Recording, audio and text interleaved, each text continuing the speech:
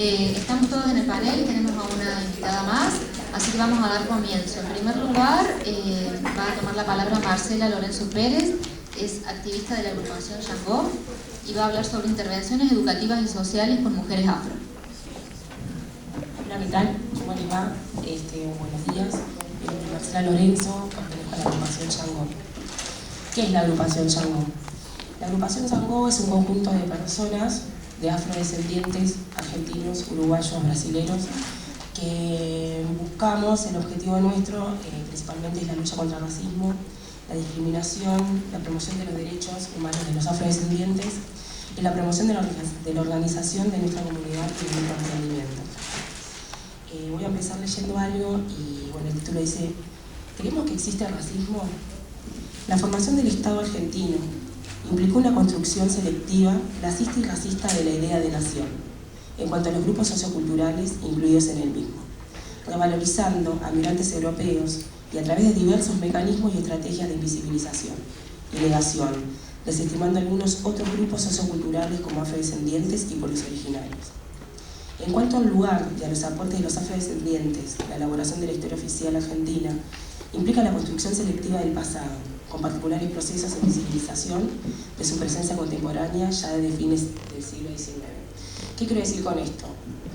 Que los afrodescendientes, en lo que es la historia argentina, sí, participamos, pero con el correr de los años, como que fuimos invisibilizados, y creo que es importante de que se nos incluya en la historia. Creo que los aportes que hicieron los afrodescendientes son muy importantes. Pero bueno, nada, la historia nos enseñó de que fuimos muertos en las guerras, de que fuimos también muertos con la fiebre amarilla, cuando en realidad, sí, algunos morimos también en las guerras independentistas, pero es claro que estamos en el interior del país, que sí existimos en lo que fue la historia y la formación de este país. Creo que como afrodescendiente, criada en este país, tenemos una identidad cultural, que está muy bueno que lo sepamos todos. Nosotros tuvimos una gran influencia en lo que es el tango, porque la palabra tango viene del afro.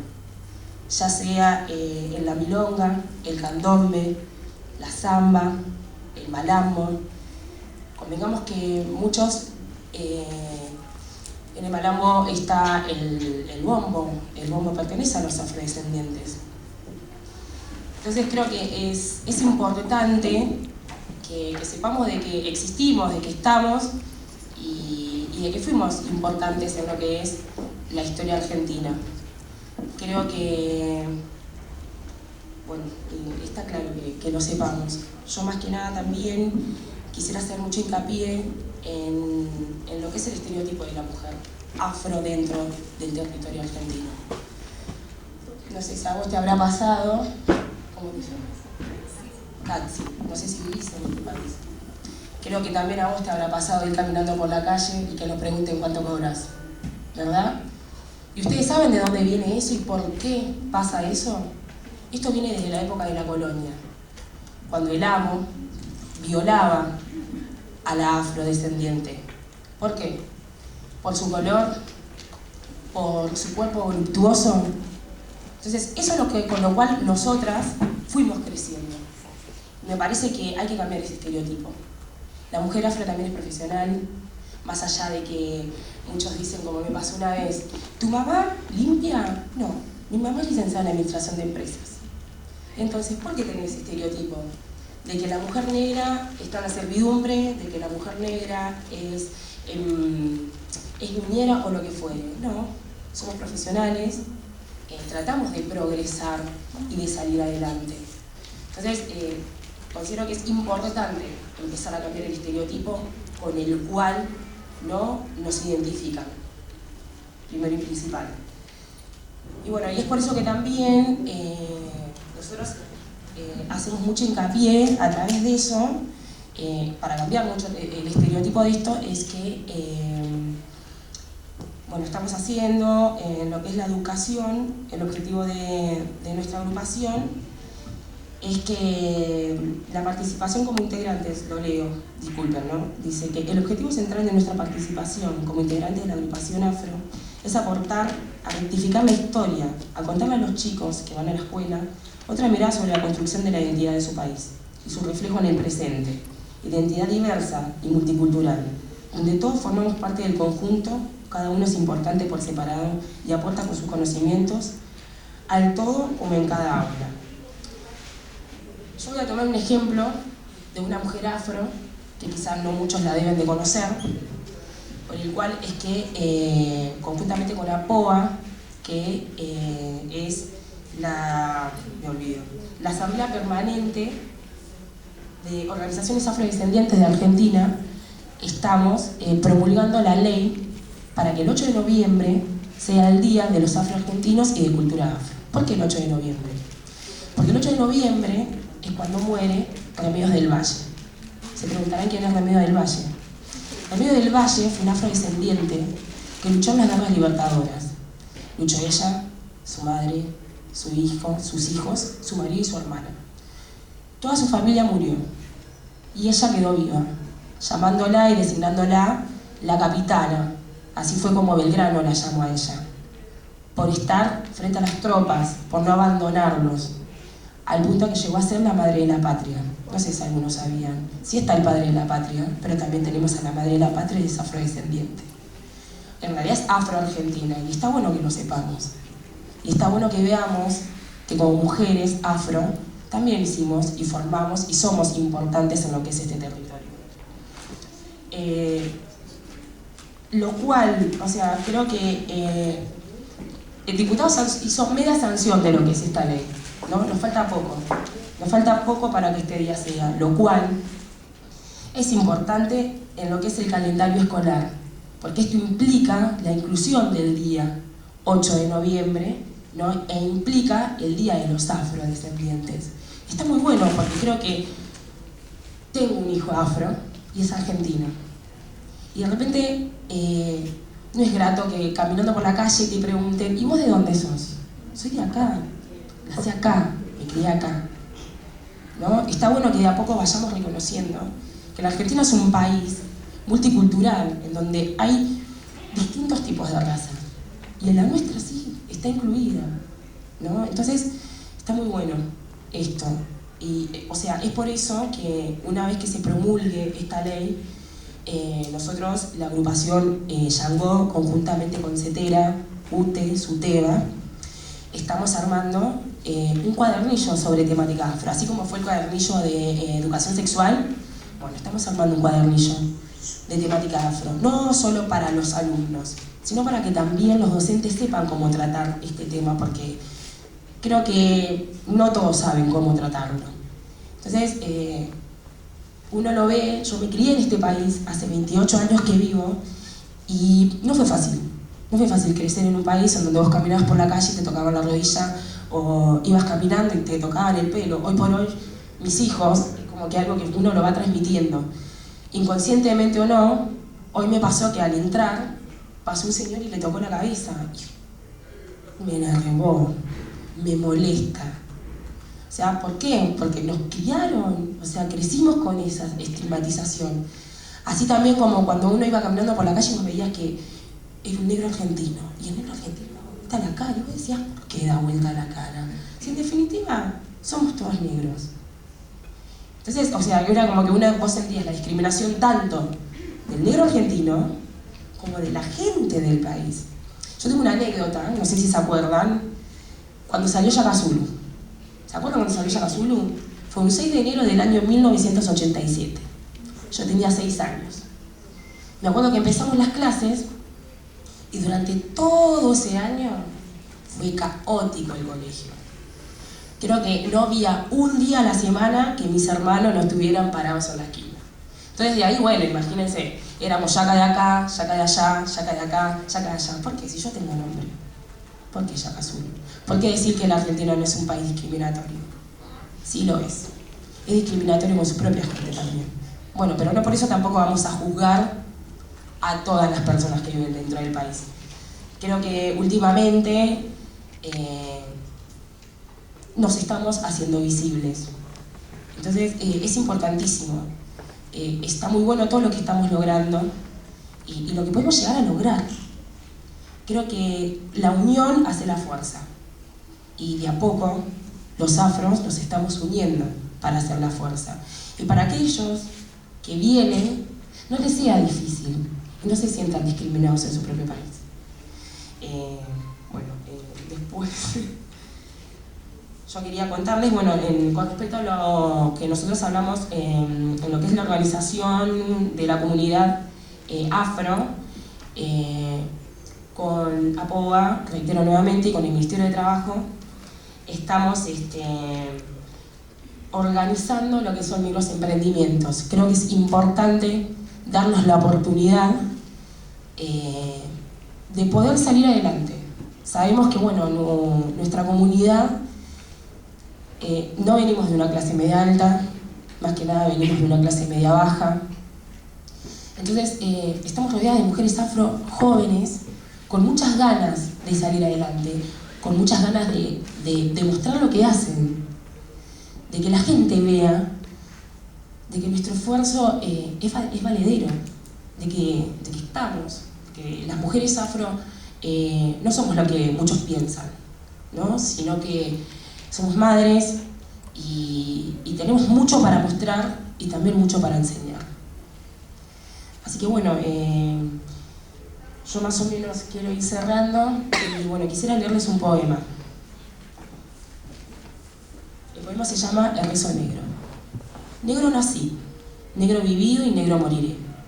Orgullosamente bruno y de complexión oscura, nariz ancha y de labios gruesos, de músculos fuertes como pilares y de prominentes pómulos, de cabello tan ensortijado y rebelde como mi naturaleza, negro de inteligencia inmesurable y capacidades infinitas. Ser negro es motivo de orgullo, y haber nacido negro es bendición ancestral. Somos la diversa y rica herencia de una tierra negra, de emprendedores, de emperadores y reyes. Bajar la cabeza sería una ofensa a nuestro negro pasado majestuoso.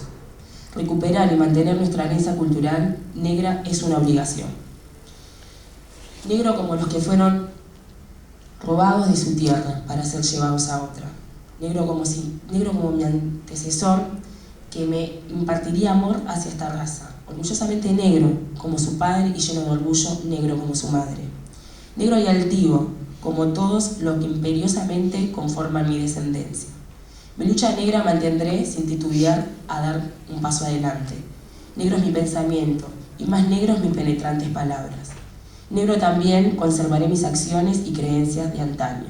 Asimismo, defenderé y prolongaré la memoria ancestral de mi raza negra, porque soy negro.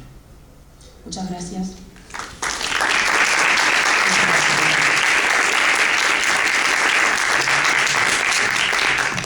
Gracias, Marcela. Ahora pasamos con la exposición de Katsi Rodríguez, que va a hablar Mudanza de piel, observaciones sobre la cuestión racial en Puerto Rico.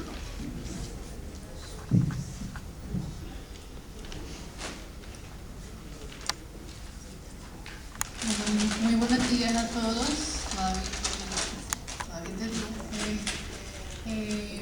Yo vengo de Puerto Rico y pues antes que nada quería agradecerle a Karina, ¿verdad?, haberme invitado acá y estar acá de nuevo con ustedes. Hace 2 años yo estuve en las primeras jornadas de feminismo que se hicieron acá. Entonces lo que quería hablar con ustedes hoy era más bien darle una continuidad a esa reflexión que hice en esa ocasión y también responder unas preguntas que en esa ocasión se me hacían siempre cuando hablaba sobre lo que me pasó cuando yo estuve en esta ciudad. Volver a Buenos Aires. Ya han pasado 2 años y aún así confieso que la idea de volver a esta ciudad desde un principio me parecía aterradora. ¿Cómo volver a una ciudad que tanto daño me hizo? ¿Cómo regresar a una ciudad que con tanta violencia recibió a mi cuerpo hasta marcarlo? Entonces, ¿para qué volver? Volver para pensar, volver para reflexionar y también volver para responder. Porque hace 2 años, cuando acá hablaba sobre violencia, El racismo y el acoso con el que se recibía mi cuerpo y hoy se sigue recibiendo al transitar por esta ciudad con regularidad se me decía: mira, Katsi, tenés que entender. Tenés que entender que en este país la mayor parte de las mujeres negras que llegan son dominicanas que trabajan como prostitutas. No es personal, y en múltiples ocasiones, sobre todo, los hombres agregaban: sentite halagada.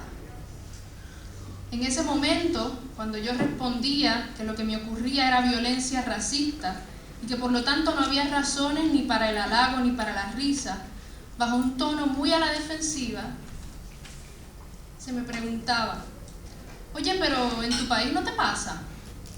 Y en las voces que hacían esa pregunta se escuchaba de fondo, a través del cuestionamiento, un reclamo: deja de juzgarnos y mira tu país, porque este tipo de cosas pasan en todas partes. En ese momento, hace 2 años, me tocó responder: pues ¿sabes qué? No, en mi país no me pasa que a las 10 de la mañana 3 hombres me agarren a la fuerza para tocarme el culo. En mi país no me pasa que tenga que retrasar una cita a algún lugar porque tienes un tipo siguiéndote cuadras y cuadras de camino. En mi país no me pasa que mientras caminas hacia un lugar, hombres te persigan mientras te gritan todos cuáles precios pagarían por tu culo. En mi país no me pasa que cuando pregunte por qué me está ocurriendo todo esto, me digan: mira, lo que pasa es que en la Argentina no hay negros y por lo tanto nosotros tenemos fantasías con sus cuerpos y está claro que las negras son más calientes. En mi país eso no me pasa. Eso me pasó hace 2 años en esta ciudad y se repitió constantemente durante la semana que llevo en Buenos Aires. Claro que en Puerto Rico hay violencia racista, pero se expresa de otras maneras. A esas preguntas, al cómo se manifiesta en Puerto Rico y cuáles son los retos a los que nos enfrentamos para suprimirla, pretendo responder en lo que sigue. A mi vuelta a Puerto Rico en el 2010, comencé a dirigir el proyecto Atrévete Puerto Rico en la isla. Atrévete Puerto Rico es un proyecto que forma parte del movimiento Holla Back en inglés y Atrévete en Latinoamérica en contra del acoso callejero. Trabaja como una plataforma cibernética que permite a las personas visibilizar las experiencias de acoso a las que se enfrentan en la calle, escribiendo sus historias. Los resultados que este proyecto brindó en torno a la reflexión sobre violencia callejera en Puerto Rico, su manifestación y el cómo se expresa la violencia de género en todos los cuerpos, son muy interesantes. Sin embargo, en esta vez me interesa destacar que al preguntarle a las personas que escribían o contaban sus historias si identificaban en la agresión violencia racista en el acto, estas contestaban que no, que lo que les ocurrió no tenía nada que ver con racismo. Sin embargo, cuando se leen las historias, las mismas presentan ataques y referencias a los cuerpos, específicamente a esas partes con las que siempre se liga, se fragmenta y se explotan los cuerpos de las mujeres negras. Ataques hacia el pelo, ataques y exaltación del culo y sobre todo la negación de la decencia. Porque las historias marcaban cómo se les repetía: no te hagas la fina, porque con ese cuerpo es evidente que no lo eres. Entonces, ¿cómo se explica que en Puerto Rico las propias personas que escribían estas historias no vieran el ataque racista? Fue lo que entonces comenzó a llamarme la atención. Comienzo a buscar entonces en nuestra historia y para buscar y para ahondar sobre la cuestión racial en Puerto Rico es totalmente necesario ir a la generación del 30, a los años 30, cuando una generación de escritores, sobre todo desde la literatura, van a comenzar a formalizar el nuevo proyecto de país. Hay 2 textos que van a hablar sobre la cuestión racial. El primero es uno que se llama Insularismo, de Antonio S. Pedreira. Y Pedreira lo que va a plantear en ese libro es que el puertorriqueño es como una nave que está a la deriva. Y está a la deriva porque en el puertorriqueño hay una guerra civil biológica, esos son los términos que usa, y que se refleja en la lucha entre una raza inferior y una raza superior. cuando en el puertorriqueño se refleja cualquier tipo de valentía, cualquier tipo de exaltación y orgullo, es que la raza, toda la raza blanca, toda la herencia española está hablando, y cuando se expresa en el puertorriqueño cualquier tipo de inseguridad, cualquier tipo de indecisión, es que lo negro está hablando. Eso es lo que va a plantear Pedreira, y su conclusión es que entonces el mestizaje es el mayor problema en Puerto Rico. ¿Cómo lo resuelve? Él dice, para lograr que esta nave no vaya a la deriva, Puerto Rico tiene que dejar de ser parejero, Puerto Rico tiene que dejar su grifería a un lado, es decir, Puerto Rico tiene que hispanizarse en la mayor manera posible.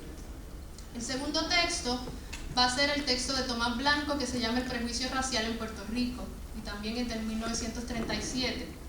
Entonces, Tomás Blanco, dialogando con Pedreira, pero viendo que, ¿verdad?, la manera en que Pedreira va a plantear la cuestión racial en Puerto Rico puede mirarse de una manera muy agresiva y de una manera que no pueda calar en términos de discurso, lo que va a decir es que hace un libro completo para justificar que en Puerto Rico no existe el racismo y que el mestizaje en Tomás Blanco va a ser exaltado, pero va a ser exaltado para eso mismo, para decir en Puerto Rico no hay racismo, porque no importa cuánta gente de color haya, toda la población ya fue hispanizada, por lo tanto no existe. Entonces, lo que va a hacer Tomás Blanco es hablar de... va a hacer una antítesis entre Puerto Rico y Estados Unidos, y va entonces a decir, en Estados Unidos existe el racismo, en Puerto Rico no existe. En Estados Unidos, así dice, en Estados Unidos el racismo es una enfermedad, en Puerto Rico es una molestia. En Estados Unidos el racismo es cruel y aberrante, en Puerto Rico es cómico.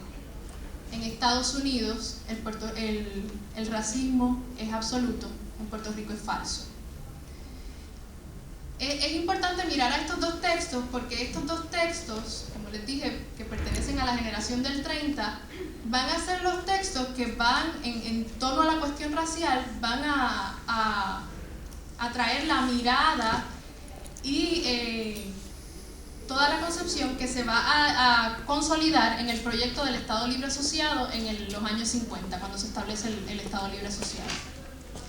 Y lo que a mí me interesa resaltar es que con la constitución del Estado Libre Asociado y con ese nuevo proyecto de país que necesita cambiar, necesita un país que cambie y que cambie instantáneamente, por eso es que es un proyecto de industrialización extrema en muy poco tiempo, van a haber dos proyectos que son los que van a mover el Estado Libre Asociado, y va a ser la operación Manos a la Obra, que es la operación de la industrialización, y es una operación que va a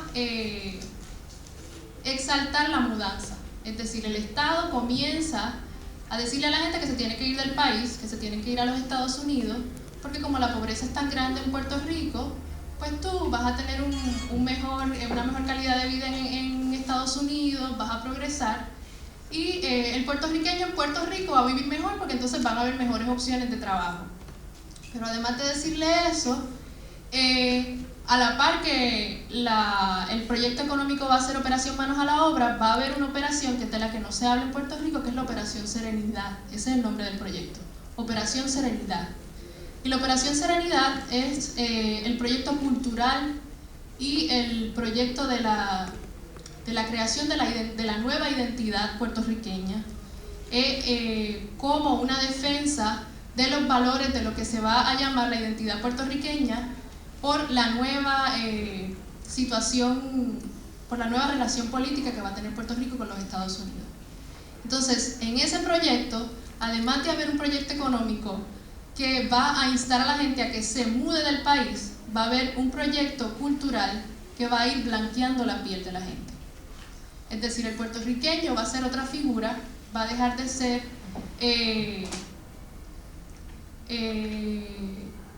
negro, porque va a dejar de serlo, para entonces ser mestizo, y se va a crear una figura que es la figura del jíbaro.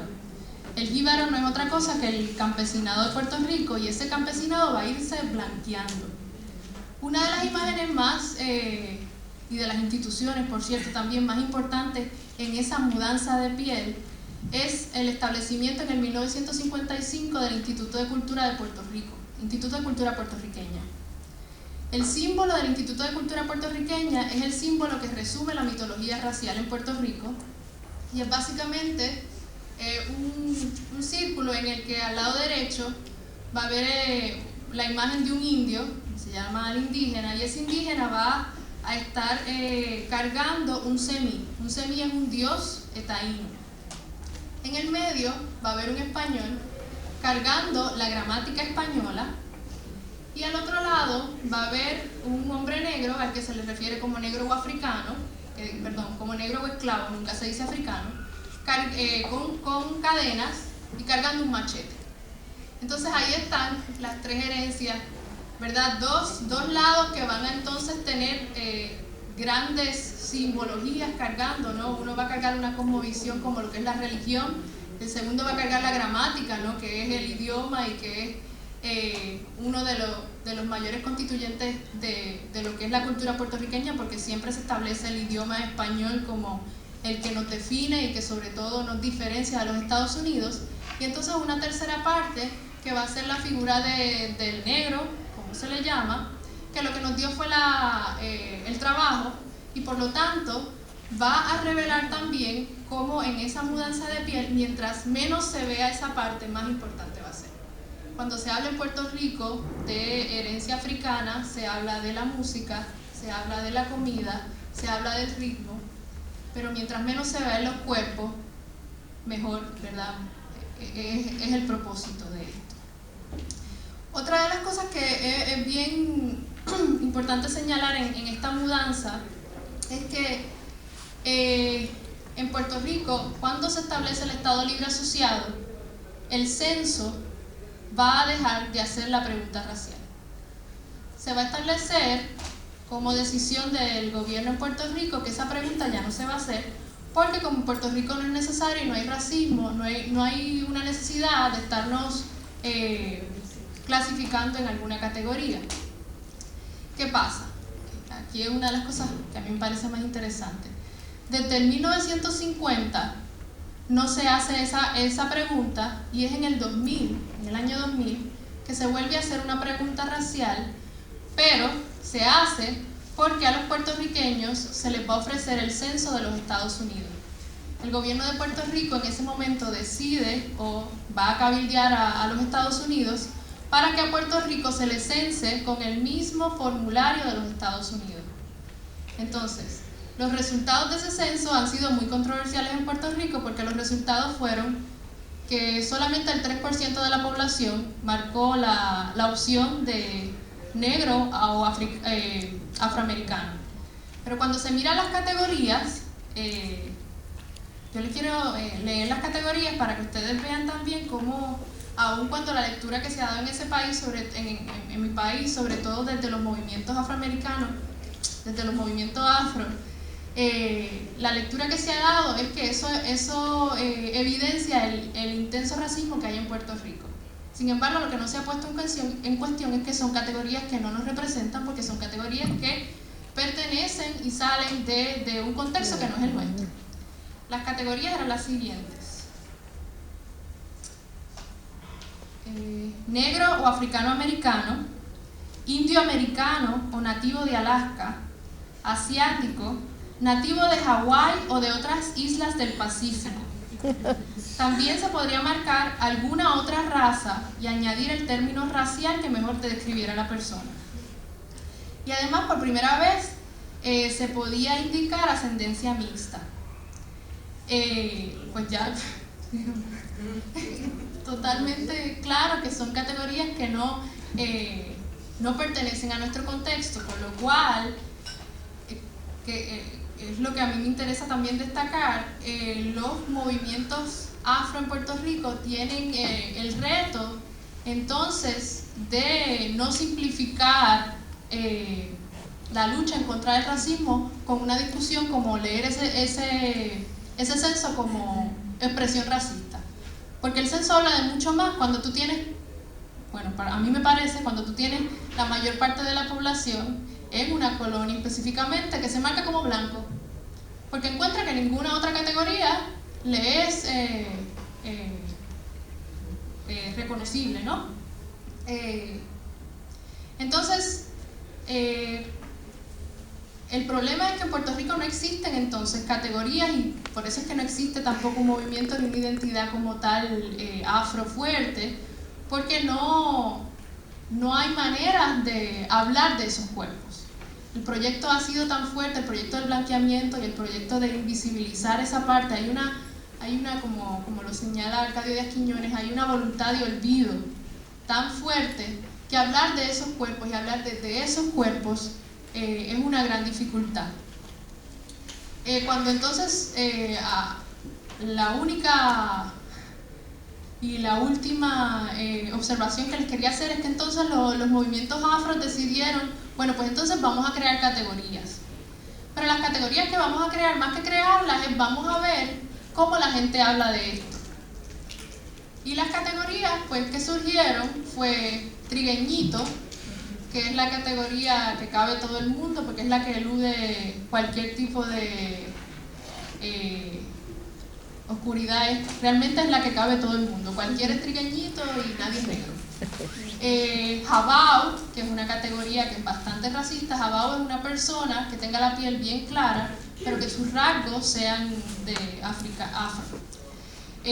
Otras categorías eran grifo, que también habla de lo mismo, y todas las categorías, entonces lo que se proponía desde los movimientos afro era vamos a usar estas categorías, pero sin cuestionar el racismo que pasaba por esas categorías, ¿no? O sea, es un nuevo reto. Y por último, que es para mí el mayor problema en Puerto Rico, es que en la discusión sobre el racismo la cuestión colonial nunca pasa. Nunca se habla de eso, y de hecho tú vas a una actividad de los movimientos afro y están hablando de Martin Luther King. O están hablando del orgullo que tenemos que sentir porque ganó Obama. Entonces la cuestión colonial que pasa por nuestro país se disipa completamente. Eso era básicamente